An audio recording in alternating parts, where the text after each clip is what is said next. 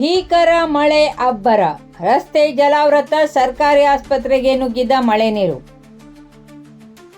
ಉತ್ತರ ಕನ್ನಡ ಜಿಲ್ಲೆಯ ಭಟ್ಕಳ ತಾಲೂಕಿನಲ್ಲಿ ಸೋಮವಾರ ಸುರಿದ ಭಾರೀ ಮಳೆಯಿಂದ ಜನಜೀವನ ಅಸ್ತವ್ಯಸ್ತಗೊಂಡಿದೆ.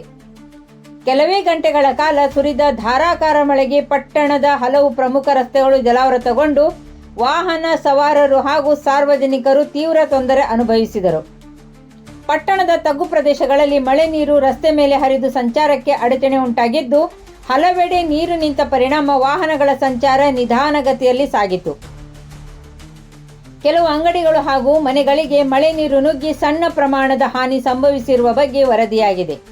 ಇದೇ ವೇಳೆ ಭಟ್ಕಳದ ಸರ್ಕಾರಿ ಆಸ್ಪತ್ರೆಗೆ ಕೂಡ ಮಳೆ ನೀರು ನುಗ್ಗಿದ ಪರಿಣಾಮ ಆಸ್ಪತ್ರೆಯ ಸಿಬ್ಬಂದಿ, ರೋಗಿಗಳು ಹಾಗೂ ಅವರ ಸಂಬಂಧಿಕರಲ್ಲಿ ಕೆಲ ಕಾಲ ಆತಂಕದ ವಾತಾವರಣ ನಿರ್ಮಾಣವಾಯಿತು.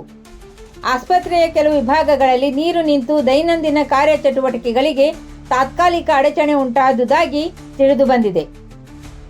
ಕರಾವಳಿ ಭಾಗವಾದ ಭಟ್ಕಳದಲ್ಲಿ ಮಳೆಗಾಲ ಆರಂಭವಾಗುತ್ತಿದ್ದಂತೆ ಇಂತಹ ಜಲಾವೃತ ಸಮಸ್ಯೆಗಳು ಮರುಕಳಿಸುತ್ತಿದ್ದು, ಮಳೆ ನೀರು ಸರಾಗವಾಗಿ ಹರಿದು ಹೋಗಲು ಅಗತ್ಯವಾದ ಚರಂಡಿ ವ್ಯವಸ್ಥೆ ಹಾಗೂ ಮಳೆಗಾಲದ ಪೂರ್ವ ಸಿದ್ಧತಾ ಕಾಮಗಾರಿಗಳ ಕುರಿತು ಸಾರ್ವಜನಿಕರು ಪ್ರಶ್ನೆ ಎತ್ತಿದ್ದಾರೆ.